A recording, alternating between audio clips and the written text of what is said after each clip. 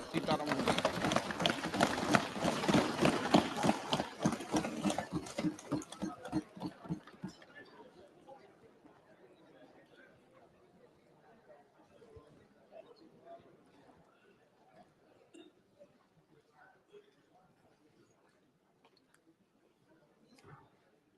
Honorable Speaker, I present the budget for 2023-2024. This is the first budget in Amrit Kal. This budget hopes to build on the foundation laid in the previous budget and the blueprint drawn for India at 100. We envision a prosperous and inclusive India in which the fruits of development will reach all sections and citizens, especially our youth, women, farmers, OBCs, scheduled castes, and scheduled tribes. In the 75th year of our independence, the world has recognized the Indian economy as a bright star. Our current year's economic growth is estimated to be at 7%. It is notable that this is the highest among all the major economies. This is in spite of the massive slowdown globally caused by COVID-19 and the war. The Indian economy is therefore on the right track and despite a time of challenges, heading towards a bright future. Today, as Indians stand with their head held high and the world appreciates India's achievements and successes, we are sure that elders who had fought for India's independence will, with joy, bless us in our endeavors going forward as well. Our focus on wide-ranging reforms and sound policies implemented through Sabka Prayas, resulting in Jan Bhagidari and targeted support to those in need, helped us perform well in trying times. India's rising global profile is because of the several accomplishments. Unique world-class digital public infrastructure, example, Aadhaar, CoWIN, and UPI. COVID vaccination drive in unparalleled scale and speed, proactive role in frontier areas such as achieving the climate-related goals, Mission Life, and National Hydrogen Mission. During the COVID-19 pandemic, we ensured that no one goes to bed hungry with a scheme to supply free food grains to over 80 crore persons for 28 months. Continuing our commitment to ensure food and nutritional security, we are implementing from 1st January 2023 a scheme to supply free food grain to all Antyodaya and priority households for the next 1 year. Under PM Garib Kalyan Anna Yojana, the entire expenditure of about 2 lakh crore will be borne by the central government. In these times of global challenges, the G20 presidency gives us a unique opportunity to strengthen India's role in the world economic order. With the theme of Vasudhaiva Kutumbakam, we are steering an ambitious, people-centric agenda to address global challenges and to facilitate sustainable economic development. The government's efforts since 2014 have ensured for all citizens a better quality of life and life of dignity. The per capita income has more than doubled to 1.97 lakh rupees. In these 9 years, the Indian economy has increased in size from being 10th to 5th largest in the world. We have significantly improved our position as well as a well-governed and innovative country with a conducive environment for business as reflected in several global indices. We have made a significant progress in many sustainable development goals. The economy has become a lot more formalized, as reflected in the EPFO membership, more than doubling to 27 crore, and rupees 7,400 crore digital payments of 126 lakh crore rupees through UPI in 2022. The efficient implementation of many schemes with universalization of targeted benefits has resulted in inclusive development. Some of the schemes are 11.7 crore household toilets under Swachh Bharat mission, which is achieved, 9.6 crore LPG connections under Ujjwala, 220 crore COVID vaccination of 102 crore persons, 47.8 crore PM Jan Dhan bank accounts, insurance cover for 44.6 crore persons under PM Suraksha Bima and PM Jeevan Jyoti Yojana, and cash transfer of 2.2 lakh crores of rupees to 11.4 crore to over 11.4 crore farmers under PM Kisan Samman Nidhi. Our vision for the Amrit Kal includes technology-driven and knowledge-based economy with strong public finances and a robust financial sector. To achieve this, Jan Bhagidari through Sabka Saath Sabka Prayas is essential. The economic agenda for achieving this vision focuses on three things.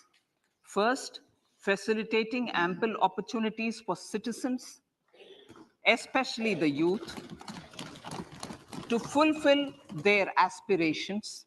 Second, providing strong impetus to growth and job creation. And third, strengthening macroeconomic stability.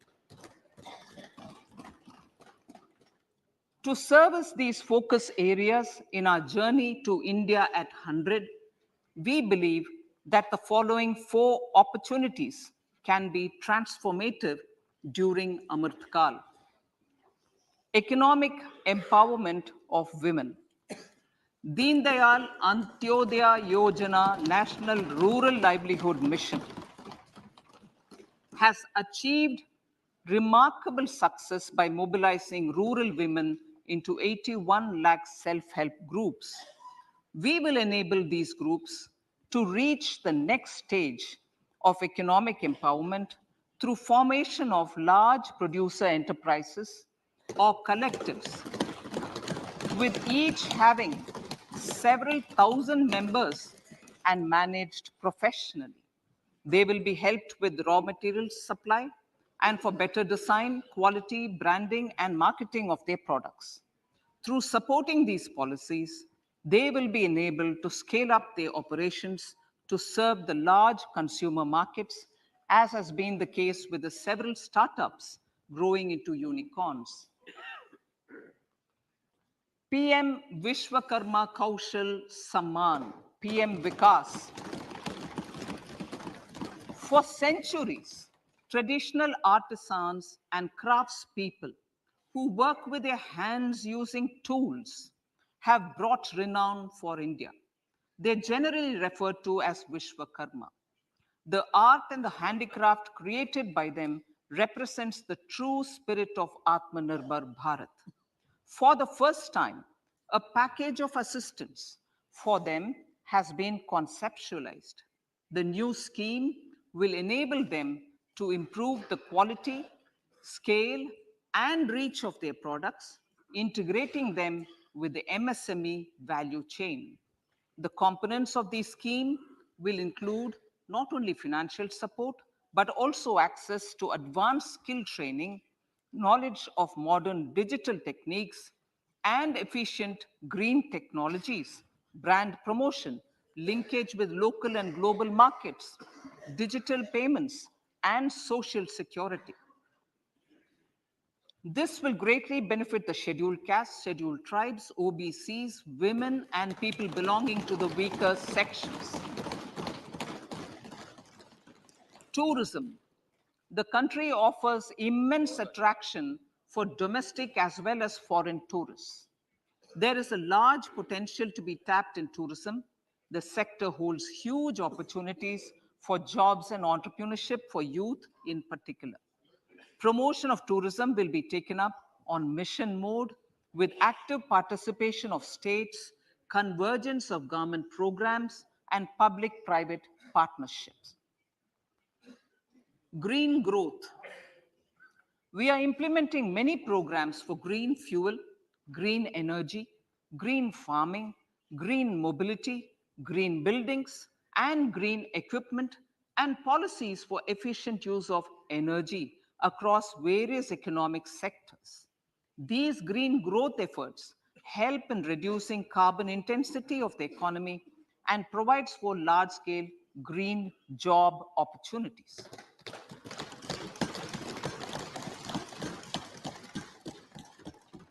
Priorities of this budget. The budget adopts the following 7 priorities. They complement each other and act as the Saptarishi guiding us through the Amritkal. Inclusive development, reaching the last mile, infrastructure and investment, unleashing the potential, green growth, youth power, and financial sector. I now speak on the priority number 1, inclusive development. The government's philosophy of Sabka Saath, Sabka Vikas has facilitated inclusive development covering in specific farmers, women, youth, OBCs, scheduled castes, scheduled tribes, Divyangjan, and economically weaker sections, and overall priority for the underprivileged. Vanchiton ko variyata. There has also been a sustained focus on Jammu Kashmir, Ladakh, and the Northeast. This budget builds on those efforts. Digital public infrastructure for agriculture. Digital public infrastructure for agriculture will be built as an open source, open standard, and interoperable public good. This will enable inclusive farmer-centric solutions through relevant information services for crop planning and health, improved access to farm inputs, credit and insurance, help for crop estimation, market intelligence, and support for growth of agri-tech industry and startups.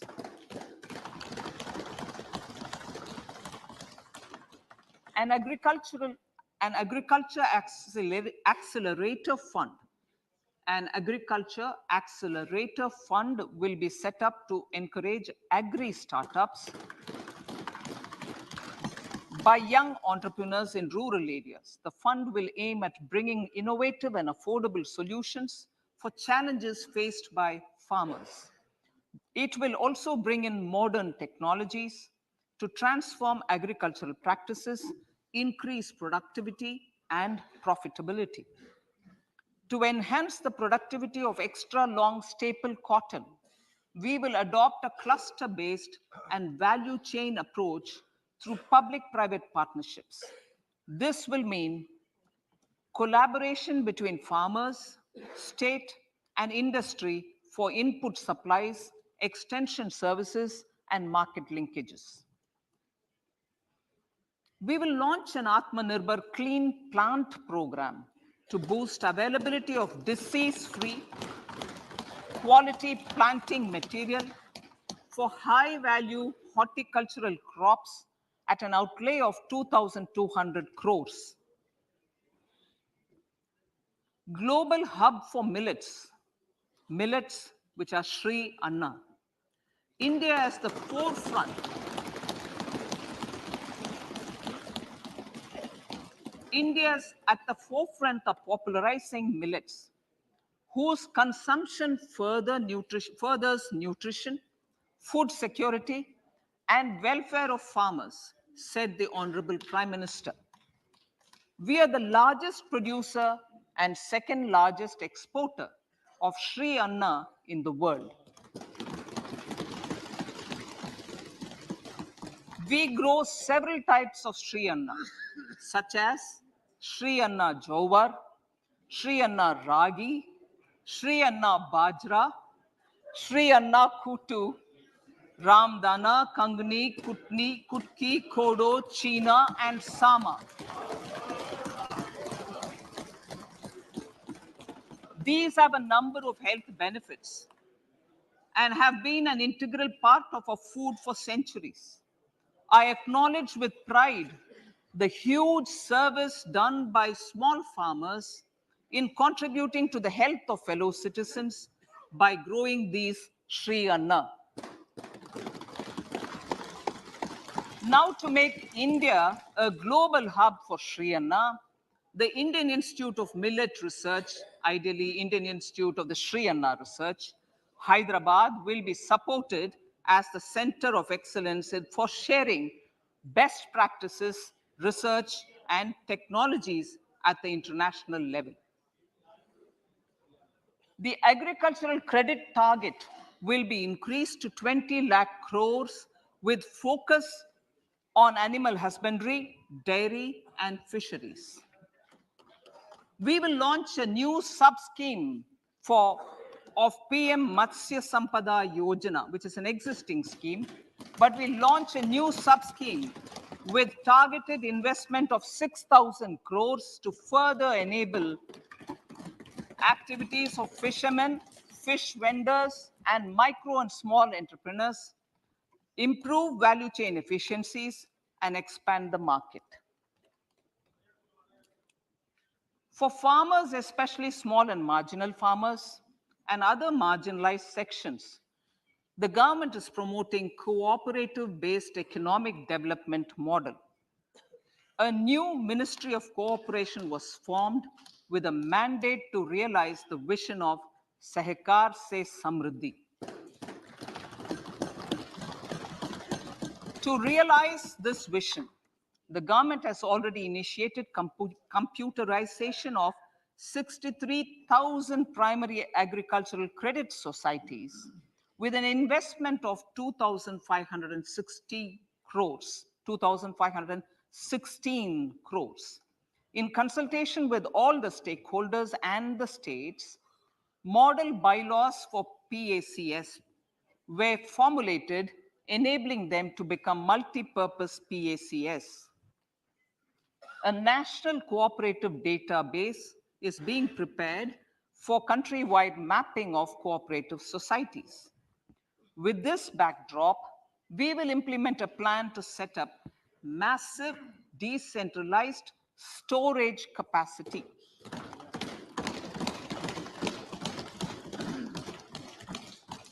This will help farmers store their produce and realize remunerative prices through sale at appropriate times. The government will also facilitate setting up of a large number of multi-purpose cooperative societies, primary fisheries societies, and dairy cooperative societies in uncovered panchayat and villages in the next 5 years.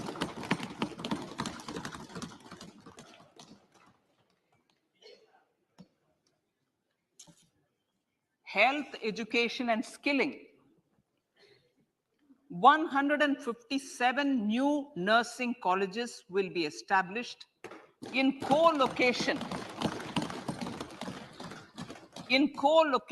with the existing 157 medical colleges established since 2014. A mission to eliminate sickle cell anemia by 2047 will be launched.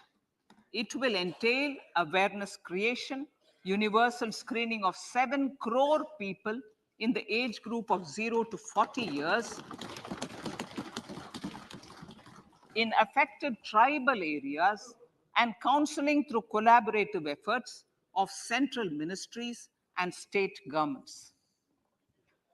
Facilities in select ICMR labs, Indian Council for Medical Research Labs, will be made available for research by public and private medical college faculty and private sector R&D teams for encouraging collaborative research and innovation. A new program to promote research and innovation in pharmaceuticals will be taken up through centers of excellence. We shall also encourage industry to invest in research and development in specific priority areas.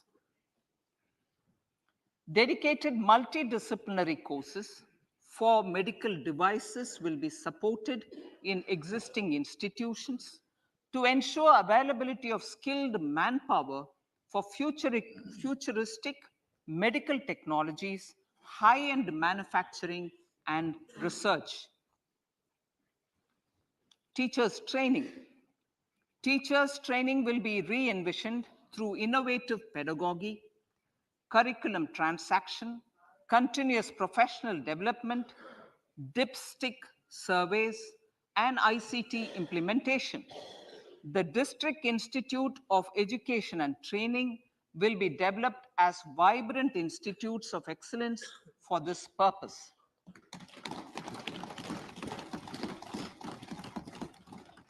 National Digital Library for Children and Adolescents. A National Digital Library for Children and Adolescents will be set up for facilitating availability of quality books across geographies, languages, genres, and levels, and device-agnostic accessibility. States will be encouraged to set up physical libraries for them at panchayat and ward levels and provide infrastructure for accessing the National Digital Library resources. Additionally, to build a culture of reading and to make up for pandemic time learning loss, the National Book Trust, the Children's Book Trust, and other sources will be encouraged to provide and replenish non-curricular titles in regional languages and in English to these physical libraries. Collaboration with NGOs that work in literacy will also be a part of this initiative to inculcate financial literacy. Financial sector regulators and organizations will be encouraged to provide age-appropriate reading material to these libraries. I move to priority 2, reaching the last mile. Prime Minister Vajpayee's government had formed the Ministry of Tribal Affairs and the Department of Development of Northeast Region to provide a sharper focus to the objective of reaching the last mile. Our government has formed the ministries of Ayush, Fisheries, Animal Husbandry and Dairying, Skill Development, Jal Shakti, and Cooperation. Building on the success of the Aspirational Districts program, the government has recently launched the Aspirational Blocks program, covering 500 blocks for saturation of essential government services across multiple domains such as health, nutrition, education, agriculture, water resources, financial inclusion, skill development, and basic infrastructure. Manya Speaker, sir, Pradhan Mantri PBTG, which is Primitive Vulnerable Tribal Groups Development Mission, is being launched. to improve socio-economic conditions of the particularly vulnerable tribal groups, the PBTGs as we refer them to. Pradhan Mantri PBTG Development Mission will be launched. This will saturate PBTG families and habitations with basic facilities such as safe housing, clean drinking water and sanitation, improved access to education, health, nutrition, road and telecom connectivity, and sustainable livelihood opportunities. An amount of 15,000 crores will be made available to implement the mission in the next 3 years under the Development Action Plan for the Scheduled Tribes. Ekalavya Model Residential Schools. In the next 3 years, Center will recruit 38,800 teachers and support staff for the 740 Ekalavya Model Residential Schools, which is serving 3.5 lakh tribal students.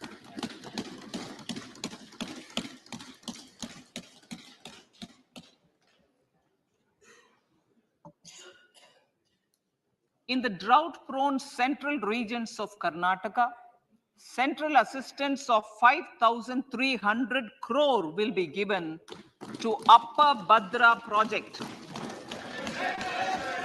to provide sustainable micro irrigation and filling up of surface tanks for drinking water. PM Awas Yojana. The outlay for PM Awas Yojana is being enhanced by 66% to over 79,000 crores. Bharat Shared Repository of Inscriptions will be set up in a digital epigraphy museum with digitization of 1 lakh ancient inscriptions in the first stage. Support for poor prisoners. For poor persons who are in prisons and unable to afford the penalty or the bail amount, required financial support will be provided.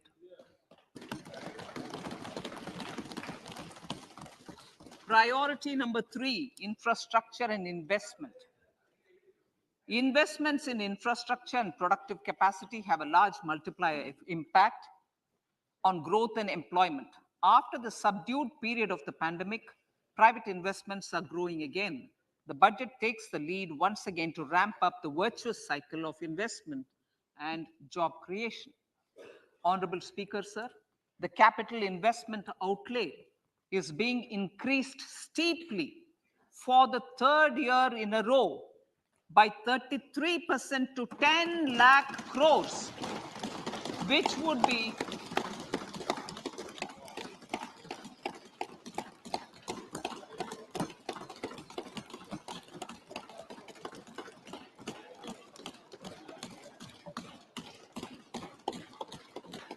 which would be 3.3% of GDP. This will almost be 3 times the outlay made in 2019-20.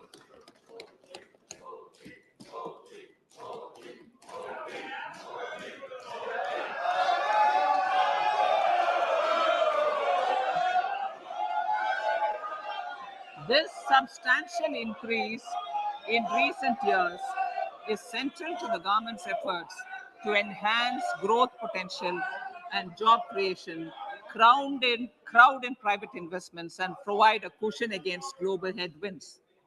The direct capital investment by the center is complemented by the provision made for creation of capital assets through grants and aids to state.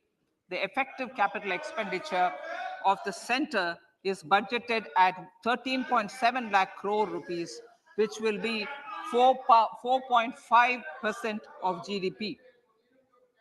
Support to state governments for capital investment. I have decided to continue the 50-year interest-free loan to state governments for 1 more year to spur investment in infrastructure, and to incentivize them for complementary policies actions with a significantly enhanced outlay of 1.3 lakh crores. The newly established Infrastructure Finance Secretariat will assist all stakeholders for more private investment in infrastructure, including railways, roads, urban infrastructure, and power, which are predominantly depend on public resources. The harmonized master list of infrastructure will be reviewed by an expert committee for recommending the classification and financing framework suitable for Amartkal. A capital outlay, I'm talking about railways now, sir, Honorable Speaker, railways. A capital outlay of 2.40 lakh crores has been provided for the railways. This is the highest ever outlay this highest ever outlay is about 9 times the outlay made in 2013-14. 100 critical transport infrastructure projects for last and first mile connectivity for ports, coal, steel, fertilizer, and food grain sectors have been identified. They will be taken up on priority with investment of 75,000 crores, including 15,000 crore from private sources. 50 additional airports, heliports, water aerodromes, and advanced landing grounds will be revived for improving regional air connectivity.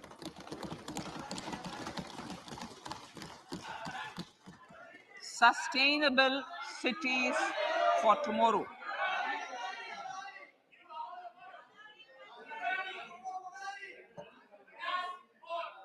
States and cities will be encouraged to undertake urban planning reforms and actions to transform our cities into sustainable cities of tomorrow. This means efficient use of land resources, adequate resources for urban infrastructure, transit-oriented development, enhanced availability and affordability of urban land, and opportunities for all. Through property tax governance reforms and ring fencing user charges on urban infrastructure, cities will be incentivized to improve their creditworthiness for municipal bonds. Like the RIDF, an urban infrastructure development fund will be established through use of priority sector lending shortfall. This will be managed by the National Housing Bank and will be used by public agencies to create urban infrastructure in Tier 2 and Tier 3 cities.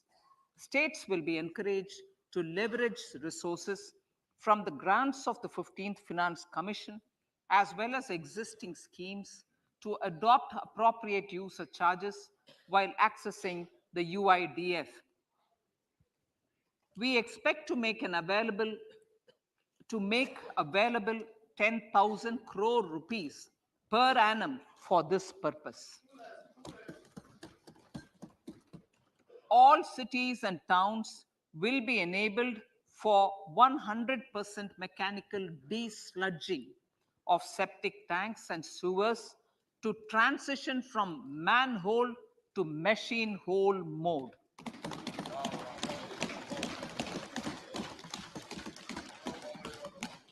Enhanced focus will be provided for scientific management of dry and wet waste. Honorable Speaker, sir, our Prime Minister had said, good governance is the key to a nation's progress. Our government is committed to providing a transparent and accountable administration which works for the betterment and welfare of common citizens. Mission Karma Yogi. Under Mission Karma Yogi, center, states, and the union territories are making and implementing capacity building plans for civil servants. The government has also launched an integrated online training platform, I Got Karma Yogi, to provide continuous learning opportunities for lakhs of government employees to upgrade their skills and facilitate people-centric approach. Sir, for enhancing ease of doing business, more than 39,000 compliances have been reduced, and more than 3,400 legal provisions have been decriminalized. For furthering the trust-based governance, we have introduced the Jan Vishwas Bill to amend 42 central acts. This budget proposes a series of measures to unleash the potential of our economy. Centers of Excellence for Artificial Intelligence. For realizing the vision of Make AI in India and Make AI Work for India, 3 centers of excellence for artificial intelligence will be set up in top educational institutions. Leading industry players will partner in conducting interdisciplinary research, develop cutting-edge applications, and scalable problem solutions in the areas of agriculture, health, and sustainable cities.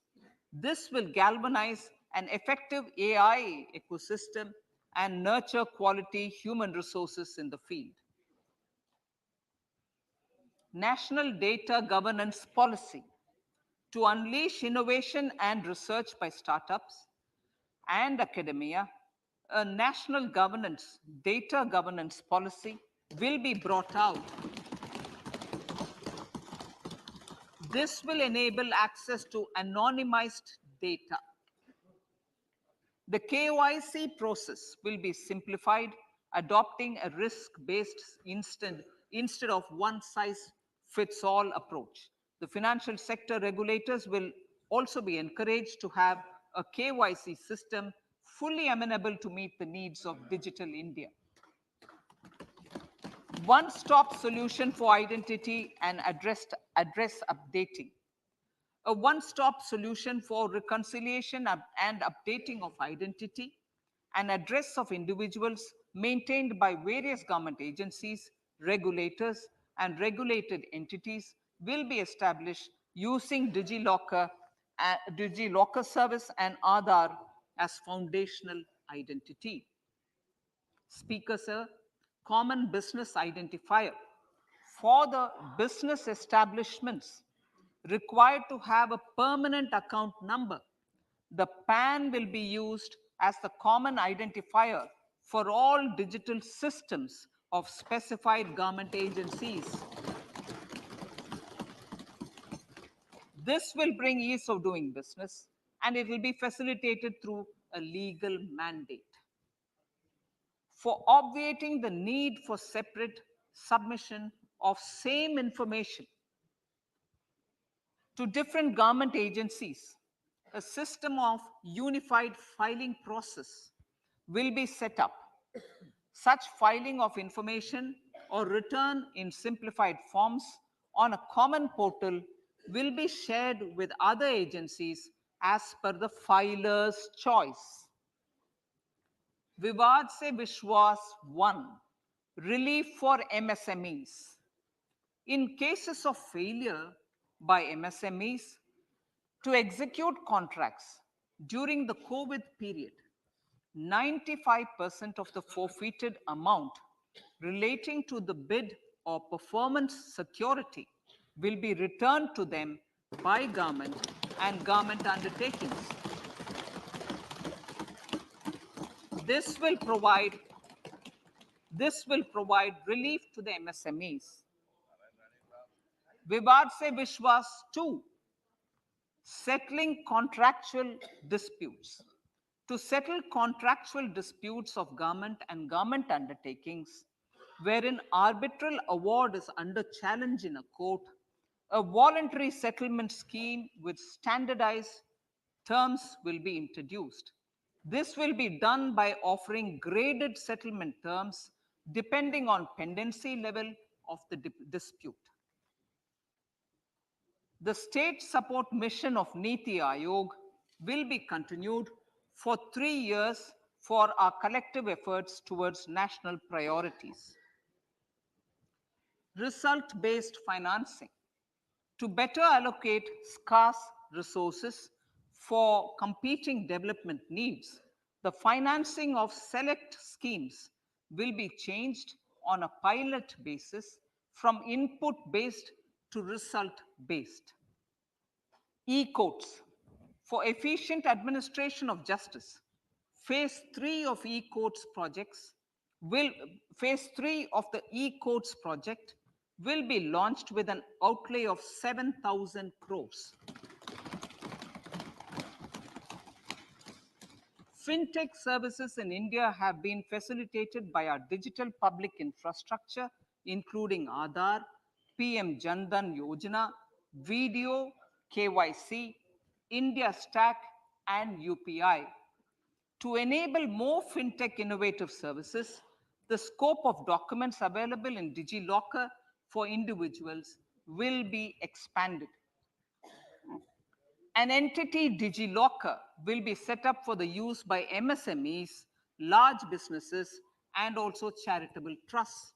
This will be towards storing and sharing documents online securely whenever needed with various authorities, regulators, banks, and other business entities. 5G services. 100 labs for developing applications using 5G services will be set up in engineering institutions.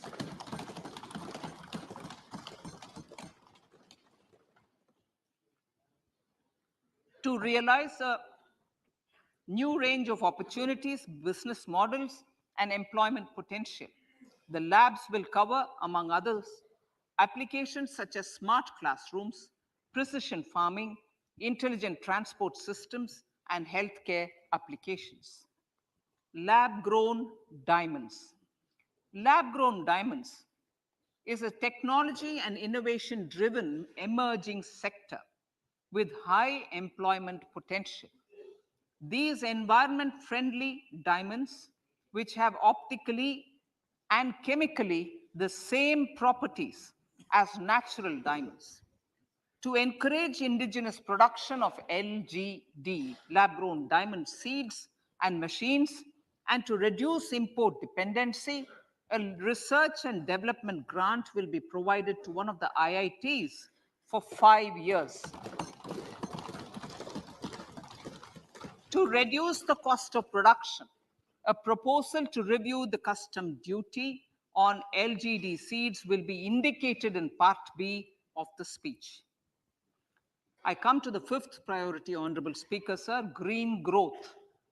Honorable Prime Minister has given a vision for life or lifestyle for environment to spur a movement of environmentally conscious lifestyle. India is moving forward firmly for the Panchamrit, the net zero carbon emission by 2070 to usher in green industrial and economic transition. This budget builds on our focus on green growth. The recently launched National Green Hydrogen Mission, with an outlay of 19,700 crores, will facilitate transition of the economy to low carbon intensity, reduce dependence on fossil fuel imports, and make the country assume technology and market leadership in this sunrise sector. Our target is to reach an annual production of 5 MMT by 2030. Energy transition. This budget provides for 35,000 crores for priority capital investment towards energy transition and net zero objectives and energy security by Ministry of Petroleum and Natural Gas. To steer the economy to steer the economy on sustainable development path, battery energy storage systems with capacity of 4,000 MWH will be supported with viability gap funding. A detailed framework for pumped storage projects will also be formulated. Renewable energy evacuation. The interstate transmission system for evacuation and grid integration of 13 gigawatt renewable energy from Ladakh will be constructed with investment of 20,700 crore, including central support of 8,300 crores. Green Credit Program. For encouraging behavioral change, a green credit program will be notified under the Environment Protection Act. This will incentivize environmentally sustainable and responsive actions by companies, individuals, and local bodies, and help mobilize additional resources for such activities. PM Program for Restoration, Awareness, Nourishment, and Amelioration of Mother Earth, PM Pranam, will be launched to incentivize states and union territories to promote alternative fertilizers and balanced use of chemical fertilizers. Go Bardhan Scheme. 500 new waste to wealth plants under Gobardhan, galvanizing organic bio-agro resources done. Gobardhan scheme will be established for promoting circular economy. These will include 200 compressed biogas plants, including 75 plants in urban areas and 300 community or cluster-based plants at a total investment of 10,000 crores. I will refer to this in Part B also. In due course, a 5% CBG mandate will be introduced for all organizations marketing natural and biogas. For collection of biomass and distribution of biomanure, appropriate fiscal support will also be provided. Bharatiya Prakritik Kheti Bio Input Resource Centers. Over the next 3 years, we will facilitate 1 crore farmers to adopt natural farming. For this, Honorable Speaker, 10,000 bio input resource centers will be set up, creating a national level distributed micro fertilizer and pesticide manufacturing network. Mishti.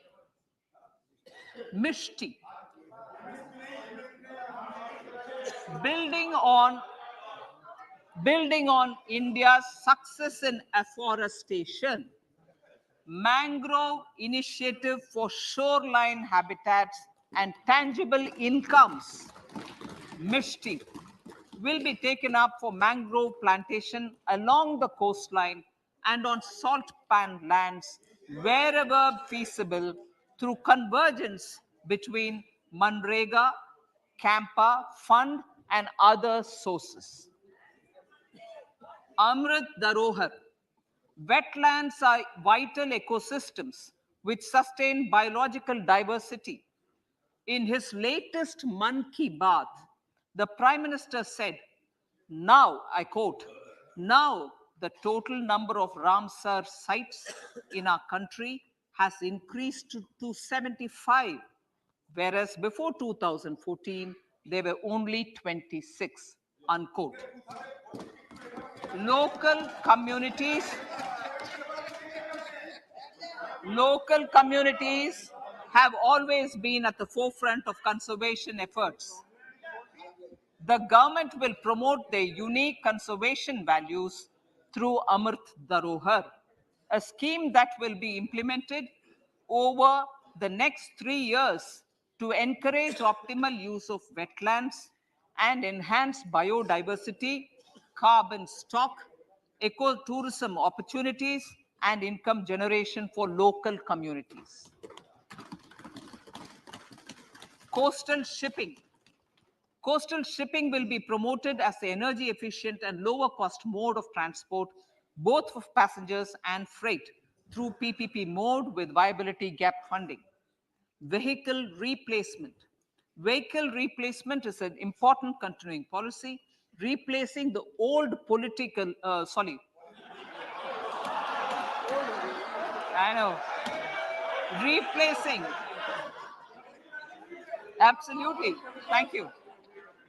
Replacing old polluting vehicles. Maybe applicable, right? Replacing old polluting vehicles is an important part of greening our economy.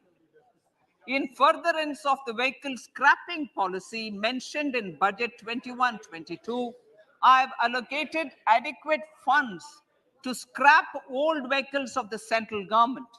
States will also be supported in replacing old vehicles and old state ambulances. Honorable Speaker, sir, I move to priority 6, youth power. To empower our youth and help the Amrit PD realize their dreams, we have formulated the National Education Policy, which is very wide in its scope, but one of the things is also to focus on skilling, adopted economic policies that facilitate job creation at scale and have supported business opportunities. Pradhan Mantri Kaushal Vikas Yojana. Pradhan Mantri Kaushal Vikas Yojana 4.0 will be launched to skill lakhs of youth within the next 3 years. On-job training, industry partnership, and alignment of courses with needs of industry will be emphasized. The scheme will also cover new age courses for Industry 4.0 like coding, AI, robotics, mechatronics, IoT, 3D printing, drones, and other soft skills. To skill youth for international opportunities, 30 Skill India international centers will be set up across different states. The digital ecosystem for skilling will be further expanded with the launch of a unified Skill India digital platform for enabling demand-based formal skilling, linking with employers, including MSMEs, and facilitating access to entrepreneurship schemes. To provide stipend support to 47 lakh youths in 3 years, direct benefit transfer under a pan-India national apprenticeship promotion scheme will be rolled out. Tourism. Honorable Speaker, sir, with an integrated and innovative approach, at least 50 destinations will be selected through challenge mode. In addition to aspects such as physical connectivity, virtual connectivity, tourist guides, high standards for food streets, and tourist security, all the relevant aspects would be made available on an app to enhance tourist experience. Every destination would be developed as a complete package. The focus of development of tourism would be on domestic as well as foreign tourists.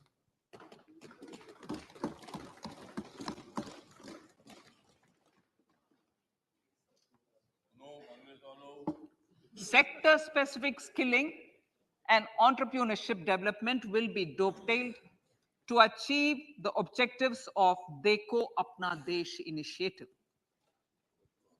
This was launched as an appeal by the Honorable Prime Minister to the middle class to prefer domestic tourism over international tourism.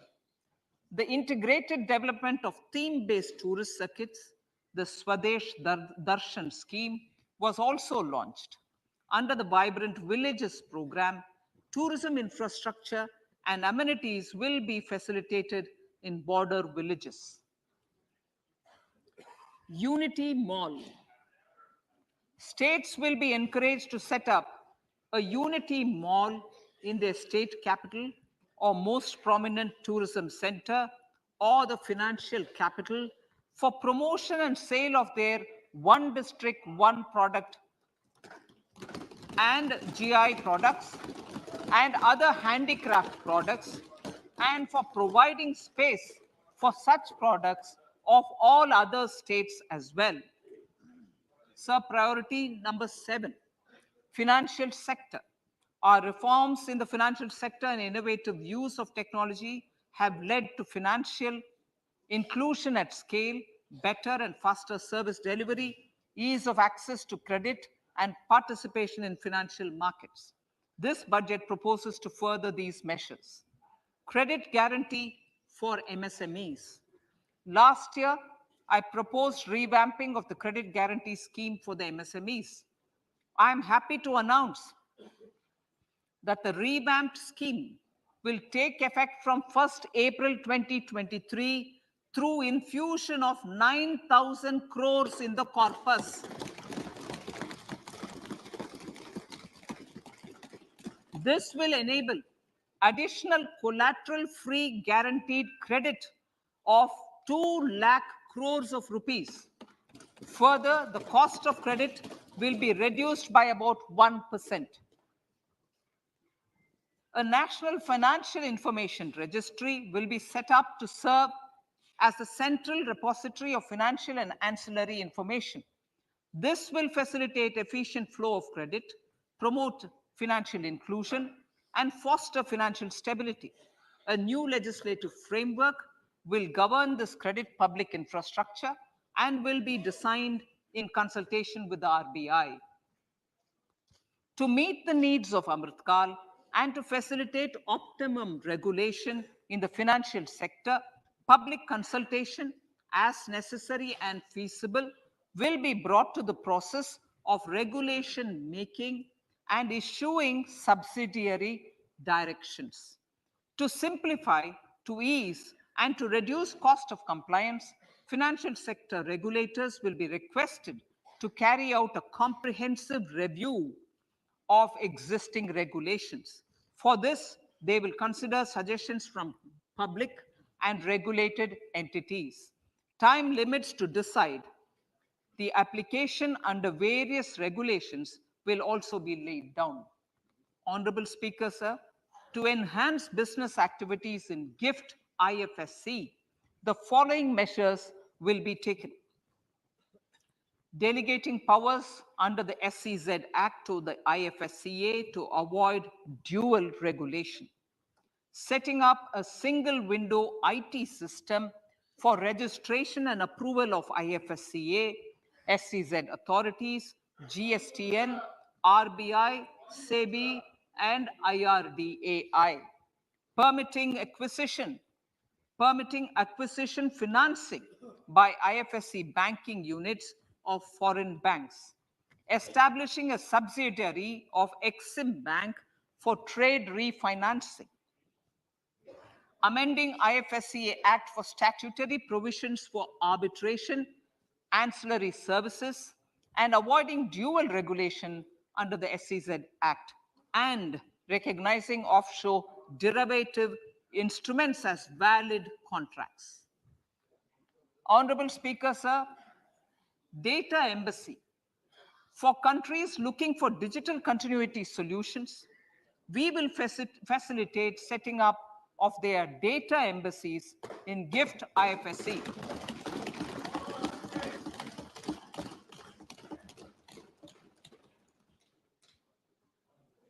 Improving governance and investor protection in banking sector. To improve bank governance and enhance investors' protection, certain amendments to the Banking Regulation Act, the Banking Companies Act, and the Reserve Bank of India Act are being proposed. Capacity building in securities market. Honorable Speaker, sir, to build capacity of functionaries and professionals in the securities market, SEBI will be empowered to develop, regulate, maintain, and enforce norms and standards for education in the National Institute of Securities Markets and to recognize award of degrees, diplomas, and certificates. A central processing center will be set up for faster response to companies through centralized handling of various forms filed with field officers under the Companies Act. Reclaiming of shares and dividends. For investors to reclaim unclaimed shares and unpaid dividends from the Investor Education and Protection Fund Authority with ease, from the Investor Education and Protection Fund Authority with ease, an integrated IT portal will be established. Digital payments continue to find wide acceptance. In 2022, they show an increase of 76% in transaction and 91% in value. Fiscal support for this digital public infrastructure will continue in 2023-2024. आजादी का अमृत महोत्सव, महिला सम्मान बचत पत्र. For commemorating Azadi Ka Amrit Mahotsav, a one-time new small savings scheme, Mahila Samman Savings Patra or Savings Certificate, Mahila Samman Savings Certificate will be made available for a 2-year period up to March 2025. This will offer deposit facility up to 2 lakh in the name of a woman or girls for a tenure of 2 years at fixed interest rate of 7.5% with partial withdrawal option. Senior citizens. The maximum deposit limit for senior citizens savings scheme will be enhanced from 15 lakh to 30 lakhs of rupees. The maximum deposit limit for monthly income account scheme will be enhanced from 4.5 lakh to 9 lakh for single account and from 9 lakh to 15 lakh for joint account. Honorable Speaker, sir, fiscal management. 50 years interest-free loan to states. The entire 50-year loan to states has to be spent on capital expenditure within 2023-24. Most of this will be at the discretion of the states, but a part will be conditional on states increasing their actual capital expenditure. Parts of the outlay will also be linked to or allocated for the following purposes: scrapping old government vehicles, urban planning reforms and actions, financing reforms in urban local bodies to make them credit-worthy for municipal bonds, housing for police personnel above or as part of the police station, constructing unity malls, children and adolescent libraries and digital infrastructure, and state share of capital expenditure of central schemes. Honorable Speaker, sir, fiscal deficit of states. States will be allowed a fiscal deficit of 3.5% of GSDP, of which 0.5% will be tied to power sector reforms. Revised estimates 2022 to 2023. The revised estimate, Honorable Speaker, sir, of the total receipts other than borrowing is 24.3 lakh crores, of which the net tax receipts are 20.9 lakh crores. The revised estimate of the total expenditure is 41.9 lakh crores of rupees, of which the capital expenditure is about 7.3 lakh crores. The revised estimate of the fiscal deficit is 6.4% of GDP, adhering to the budget estimate. So budget estimates of 2023-24. Coming to 2023-24, the total receipts other than borrowings and the total expenditure are estimated at 27.2 lakh crores and 45 lakh crores respectively. The net tax receipts are estimated at 23.3 lakh crores. The fiscal deficit is estimated to be 5.9% of the GDP. In my budget speech for 21-22, I had announced that we plan to continue the path of fiscal consolidation, reaching a fiscal deficit of below 4.5% by 2025-26, with a fairly steady decline over the period. We have adhered to this path, and I reiterate my intention to bring the fiscal deficit below 4.5% of GDP by 2025-26. To finance the fiscal deficit in 2023-24, the net market borrowings from dated securities are estimated at 11.8 lakh crores. The balance financing is expected to come from small savings and other sources. The gross market borrowings are estimated at 15.43 lakh crores of rupees. Honorable Speaker, sir, I now move to Part B.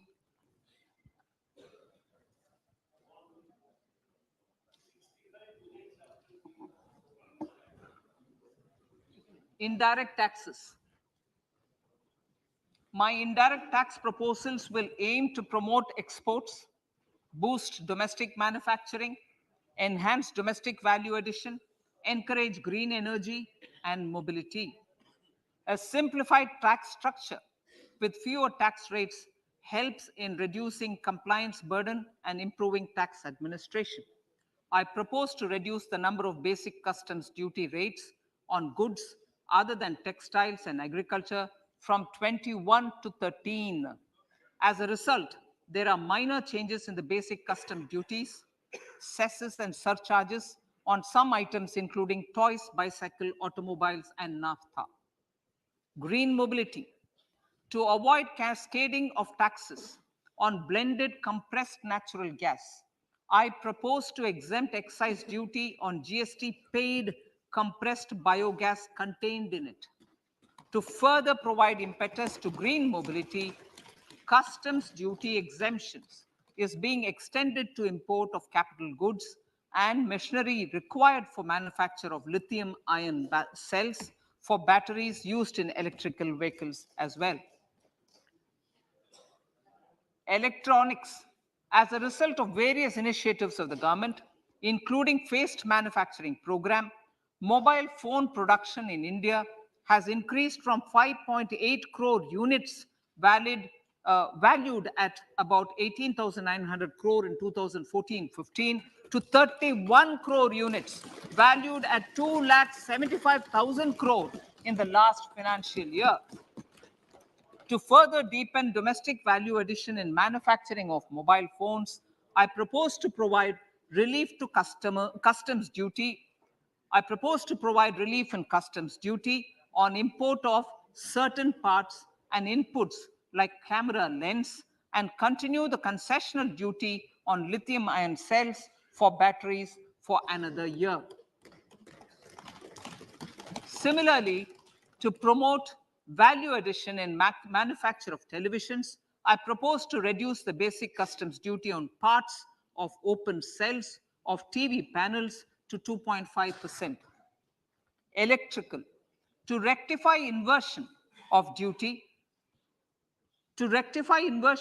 structure and encourage manufacturing of electric kitchen chimneys, the basic custom duty on electric kitchen chimney is being increased from 7.5% to 15%, and that on heat coils for these is proposed to be reduced from 20% to 15%.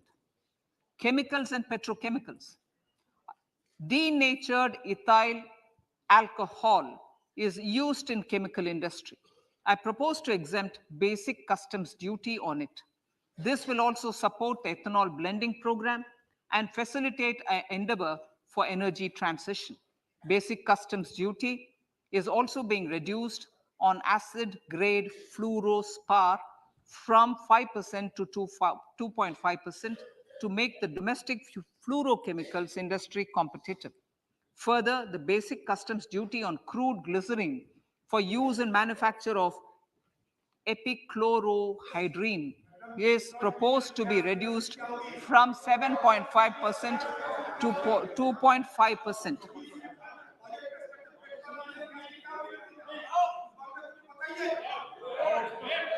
Marine products.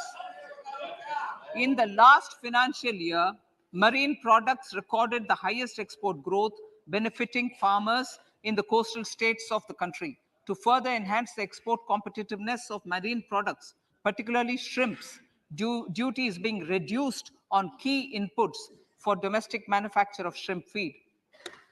India is a global leader, as I said in part A, in cutting and polishing of natural diamonds, contributing about 3/4 of the global turnover by value.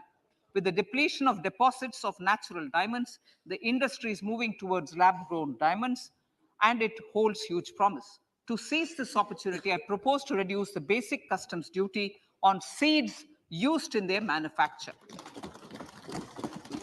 Custom duties on door or dore and bars of gold and platinum were increased earlier this fiscal. I propose to increase the duties on articles made therefrom to enhance the duty differential. I also propose to increase the import duty on silver doors, bars, and articles to align them with that on gold and platinum. To facilitate availability of raw materials, for the steel sector, exemptions from basic custom duty on raw materials for manufacture of CRGO steel, ferrous scrap, and nickel cathode is being continued. Similarly, the concessional BCD of 2.5% on copper scrap is also being continued to ensure the availability of raw materials for secondary copper producers who are mainly in the MSME sectors. Compounded rubber. The basic custom duty rate on compounded rubber is being increased from 10% to 25% or 30 kg, whichever is lower, at par with that of natural rubber other than latex to curb circumvention of duty. Cigarettes. National calamity contingent duty on specified cigarettes was last revised 3 years ago. This is proposed to be revised upwards by about 16%. Direct taxes. I now come to my direct tax proposals. Honorable Speaker, these proposals aim to maintain continuity and stability of taxation, further simplify and rationalize various provisions to reduce the compliance burden, promote the entrepreneurial spirit, and provide tax relief to citizens. It has been constant endeavor of the Income Tax Department to improve taxpayers' services by making compliance easy and smooth. Our taxpayers portal received a maximum of 72 lakh returns in a day, processed more than 6.5 crore returns this year. Average processing period reduced from 93 days in financial year 13-14 to 16 days only now.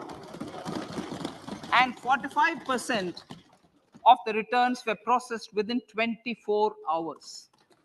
We intend to further improve this, roll out the next generation common IT return form for taxpayer convenience, and also plan to strengthen the grievance redressal mechanism. MSMEs and professionals. MSMEs are growth engines of our economy. Micro enterprises with turnover up to 2 crore of rupees and certain professionals with turnover of up to 50 lakh rupees can avail the benefit of presumptive taxation. I propose to provide enhanced limits of 3 crore and 75 lakh respectively to the taxpayers whose cash receipts are no more than 5%. Whose cash receipts are no more than 5%. Moreover, to support MSMEs in timely receipt of payments, I propose to allow deduction for expenditure incurred on payments made to them only when payment is actually made. Cooperation. Cooperation is a value to be cherished. In realizing our Prime Minister's goal for Sehkar Se Samriddhi and his resolve to connect the spirit of cooperation with the spirit of Amrit Kal, in addition to the measures proposed in Part A, I have a slew of proposals for the cooperation sector. First, new cooperatives that commence manufacturing activities till 2024, 31st March, shall get the benefit of a lower tax rate of 15%, as is presently available to new manufacturing companies. Secondly, I propose to provide an opportunity to sugar cooperatives to claim payments made to sugarcane farmers for the period prior to the assessment year 2016-17 as expenditure. This is expected to provide them a relief of almost 10,000 crores. Thirdly, I'm providing a higher limit of 2 lakh per member for cash deposits to loans in cash by primary agricultural cooperative societies and primary cooperative agriculture and rural development banks. I repeat that. Thirdly, I'm providing a higher limit of 2 lakh per member for cash deposits to and loans in cash by primary agricultural cooperative societies and primary cooperative agricultural and rural development banks. Similarly, a higher limit of 3 crore for TDS on cash withdrawal is being provided to cooperative societies. Startups.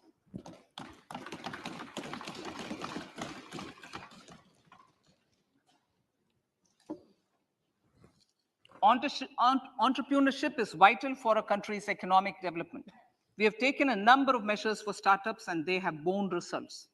India is now the third largest ecosystem for startups globally and ranks second in innovation quality among middle-income countries.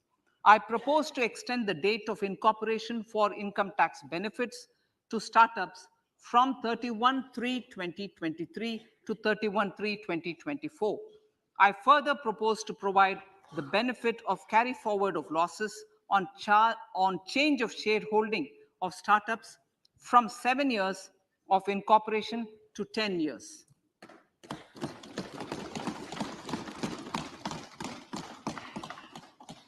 To reduce the pendency of appeals at commissioner level, I propose to deploy about 100 joint commissioners for disposal of small appeals. We shall also be more selective in taking up cases for scrutiny of returns already received this year. Better targeting of tax concessions. For better targeting of tax concessions and exemptions, I propose to cap deduction from capital gains on investment in residential house under Section 54 and Section 54F to 10 crores. Another proposal with similar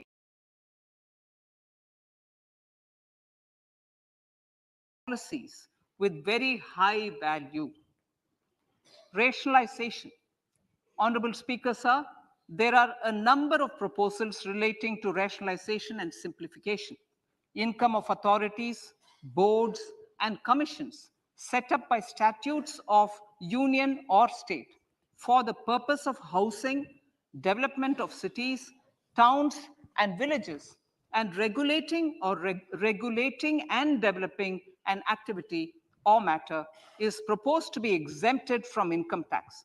Other major measures in this direction are removing the minimum threshold of 10,000 for TDS and clarifying taxability relating to online gaming, not treating conversion of gold into electronic gold receipts and vice versa as capital gains, reducing the TDS rate from 30% to 20% on taxable portion of EPF withdrawals in non-PAN cases, and taxation on income for market-linked debentures.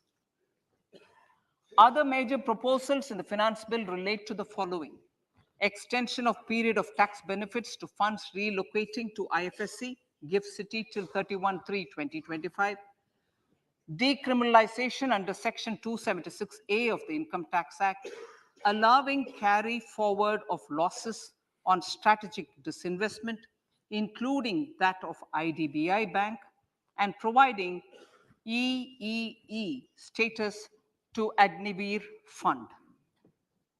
Personal income tax.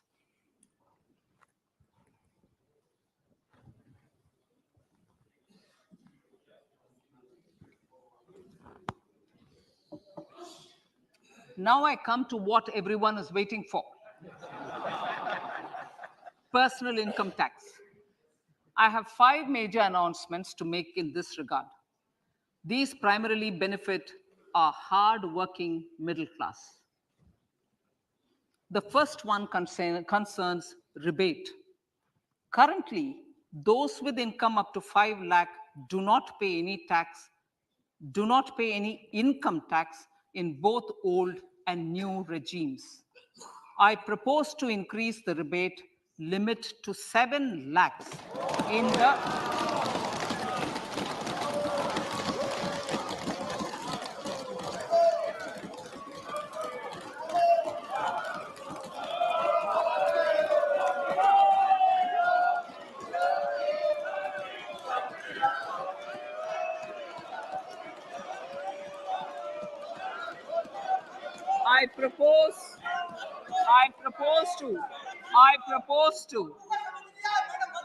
I propose to increase the rebate limit to 7 lakh in the new tax regime.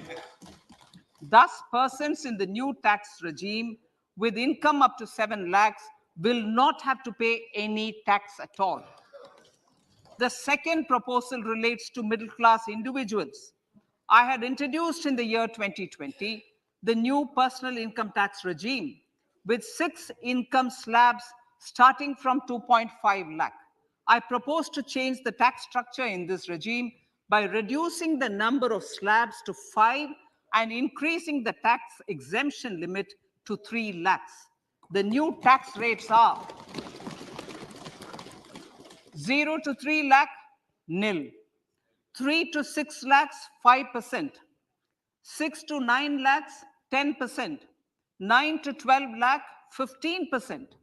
12 to 15 lakhs, 20%. And above 15 lakhs, 30%. This will provide major relief to all taxpayers in the new regime. An individual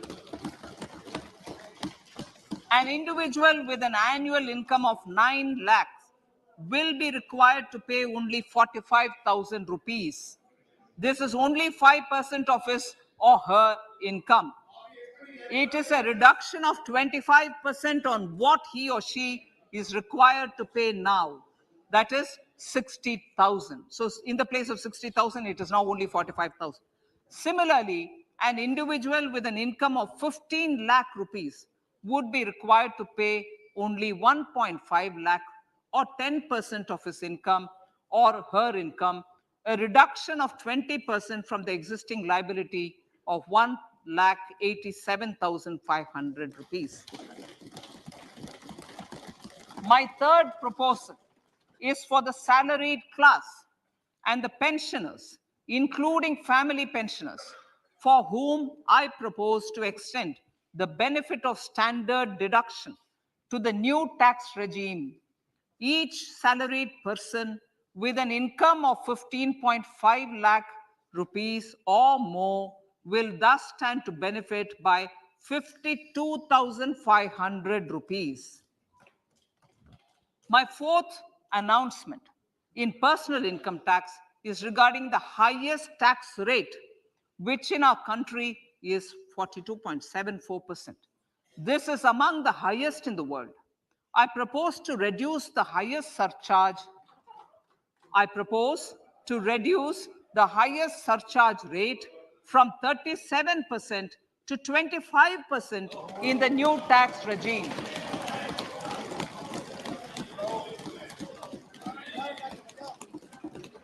This would result in reduction of the maximum rate. This would result in the reduction of the maximum tax rate to 39%. Lastly, the limit of 3 lakh rupees for tax exemption on leave encashment on retirement of non-government salaried employees was last fixed in the year 2002, when the highest basic pay in the government was only 30,000 rupees per month. In line with the increase in the government salaries, I am proposing to increase this limit to 25 lakh rupees.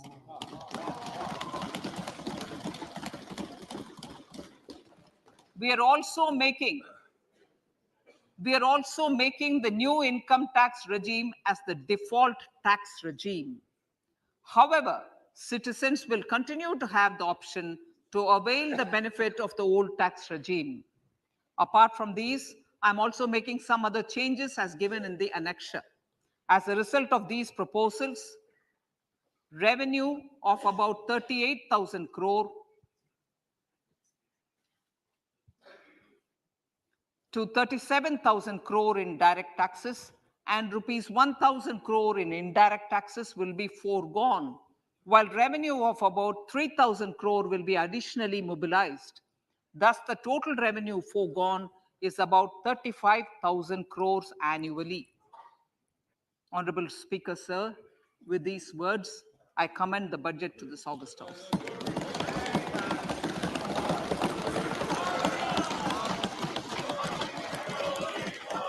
One hour, 25 minutes.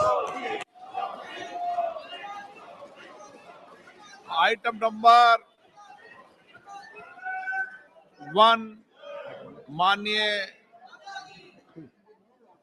item number 2, Shrimati Nirmala Sitharaman ji.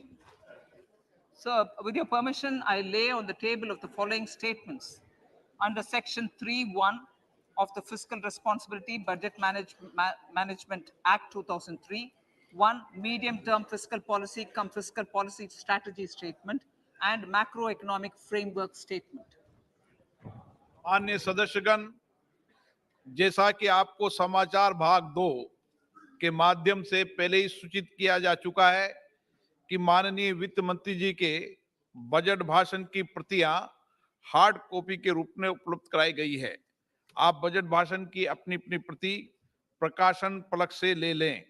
आपको ये भी सूचित किया जाता है कि माननीय मंत्री द्वारा बजट प्रस्तुत किए जाने के पश्चात उसकी प्रतियां आपको मेंबर्स पोर्टल के माध्यम से उपलब्ध करा दी जाएगी. आइटम नंबर 3, माननीय मंत्री जी, वित्त मंत्री जी. Sir, with your permission, I rise to move for leave to introduce the Finance Bill 2023. प्रश्न ये है कि विधेयक को पुनर्स्थापित करने की अनुमति प्रदान की जाए. जो सदस्य इसके पक्ष में हाँ कहें, जो सदस्य विरोध में ना कहें. मेरे विचार में निर्णय हाँ वालों के पक्ष में, हाँ वालों के पक्ष में. माननीय मंत्री जी विधेयक को पुनर्स्थापित करें. Sir, I introduce the bill. सभा की कार्रवाई कल गुरुवार दिनांक 2 फरवरी 2023 को प्राप्त 11 बजे तक के लिए स्थगित की जाती है.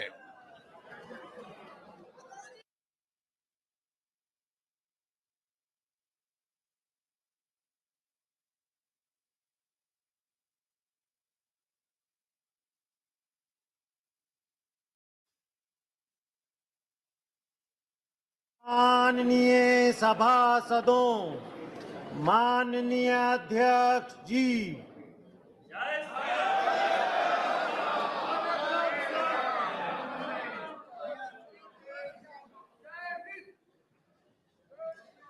आइटम नंबर 1, माननीय वित्त मंत्री Shrimati Nirmala Sitharaman ji.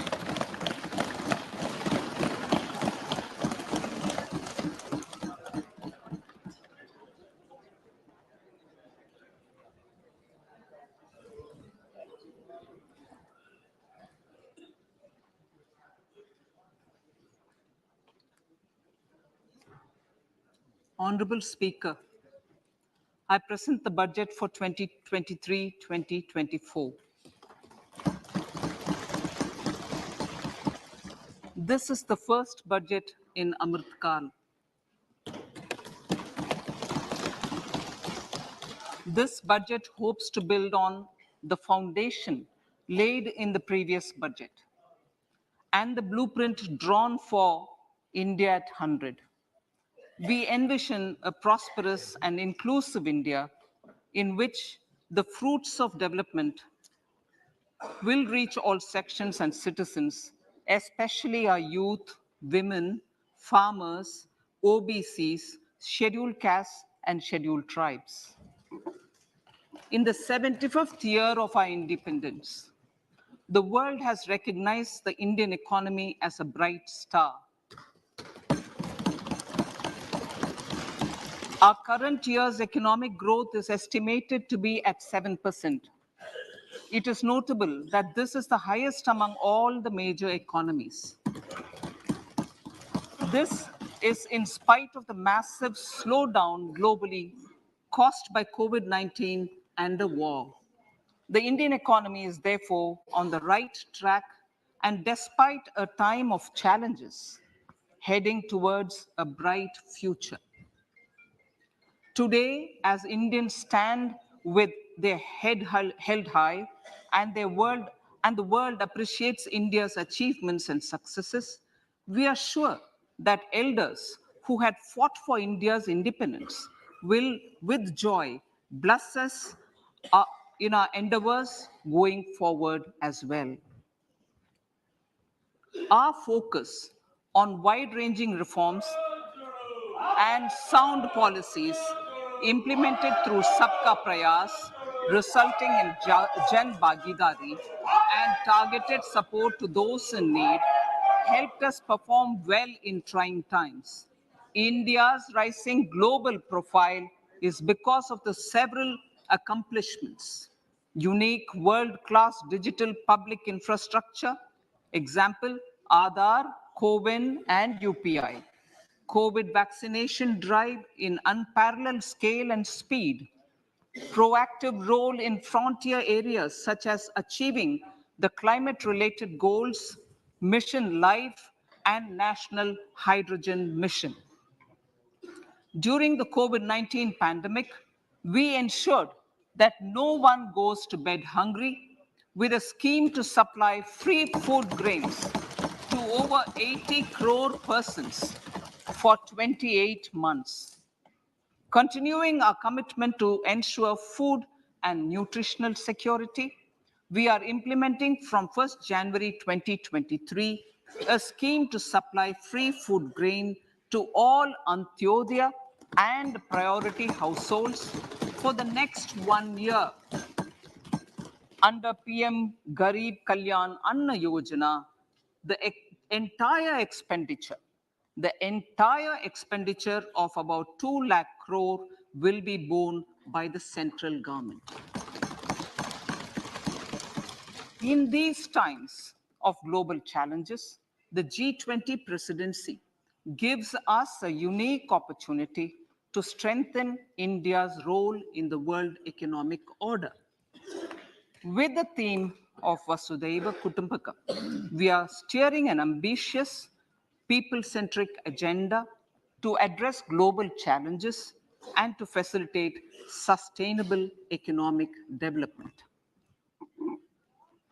The government's efforts since 2014 have ensured for all citizens a better quality of life and life of dignity. The per capita income has more than doubled to 1.97 lakh rupees.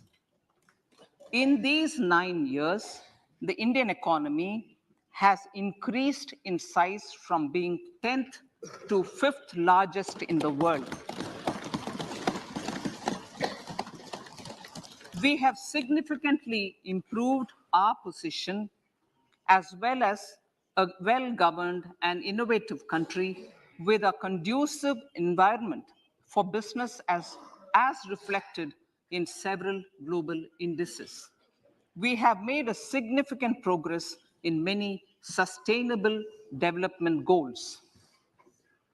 The economy has become a lot more formalized as reflected in the EPFO membership, more than doubling to 27 crore, and rupees 7,400 crore digital payments of 126 lakh crore rupees through UPI in 2022.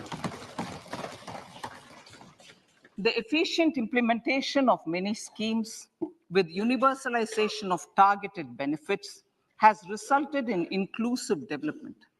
Some of the schemes are 11.7 crore household toilets under Swachh Bharat mission, which is achieved, 9.6 crore LPG connections under Ujjwala, 220 crore COVID vaccination of 102 crore persons, 47.8 crore PM Jan Dhan bank accounts, insurance cover for 44.6 crore persons under PM Suraksha Bima and PM Jeevan Jyoti Yojana, and cash transfer of 2.2 lakh crores of rupees to 11.4 crore to over 11.4 crore farmers under PM Kisan Samman Nidhi. Our vision for the Amritkal includes technology-driven and knowledge-based economy with strong public finances and a robust financial sector. To achieve this, Jan Bhagidari through Sabka Saath, Sabka Prayas is essential. The economic agenda for achieving this vision focuses on three things. First, facilitating ample opportunities for citizens, especially the youth, to fulfill their aspirations.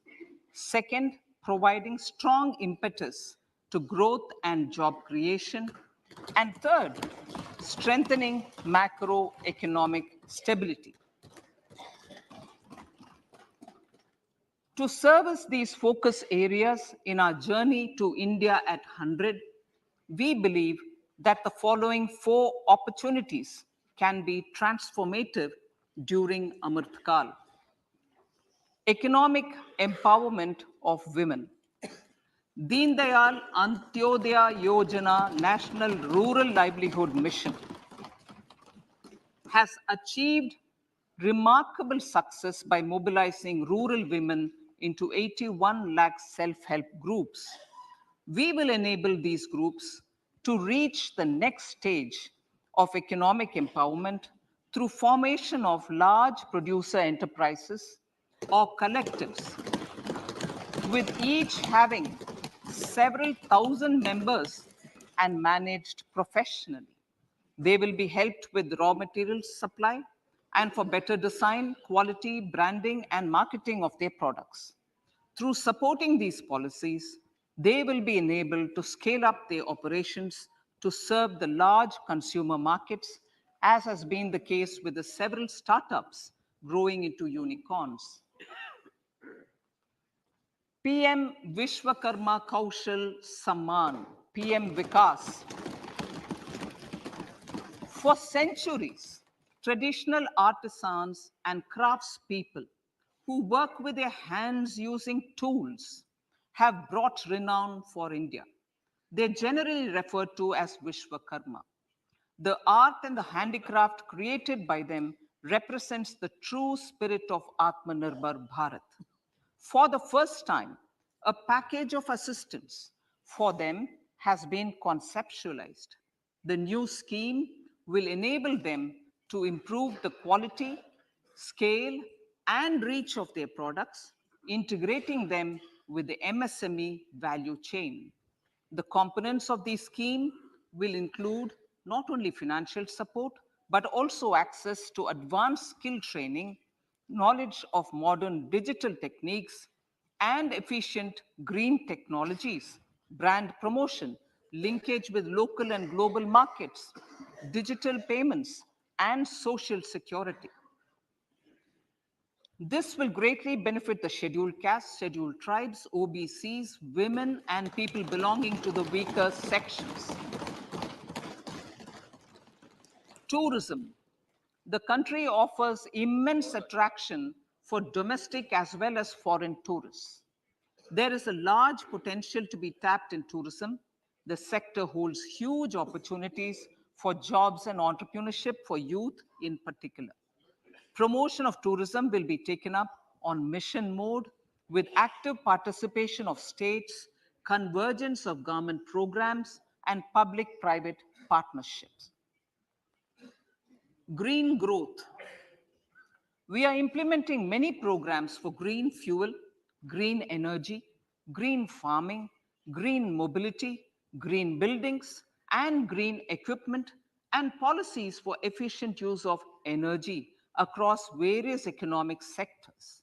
These green growth efforts help in reducing carbon intensity of the economy and provides for large-scale green job opportunities.